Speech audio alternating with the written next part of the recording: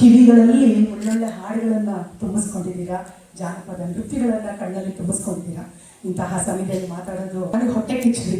ಯಾರ ಬಗ್ಗೆ ಅಂದರೆ ನಮ್ಮ ಶ್ರೀ ಸಾಯಿಬಾಬಾ ಅವ್ರ ಬಗ್ಗೆ. ಯಾಕೆ ಅಂದರೆ ನನಗೊಂದು ಇಂಥ ಮಗಳು ಕೊಡಲಿಲ್ವಲ್ಲ ದೇವರು ಅಂತ ನಿಮಗೂ ಎಲ್ಲ ಅನಿಸಿರ್ಬೇಕಲ್ವಾ. ಒಂದು ದಂಪತಿಗಳಿಗೆ ತಂದೆ ತಾಯಿ ಸ್ಥಾನ ತುಂಬಬೇಕಾದ್ರೆ ಮಕ್ಕಳು ಬೇಕ್ರಿ. ಆ ಮಕ್ಕಳು ಎಂಥವ್ರಾಗಿರ್ಬೇಕಂದ್ರೆ ಬಹಳ ಉನ್ನತರು, ಬುದ್ಧಿವಂತರು, ಏನು ಸಂಸ್ಕಾರವನ್ನ ಜೊತೆಯಲ್ಲಿ ತೂಗಿಸ್ಕೊಂಡು ಎಲ್ರಿಗೂ ಮರ್ಯಾದೆ ಕೊಟ್ಟು ಭಕ್ತಿಯಿಂದ ಬೆಳೆಯುವಂಥ ಮಕ್ಕಳು ಕೊಡಬೇಕು.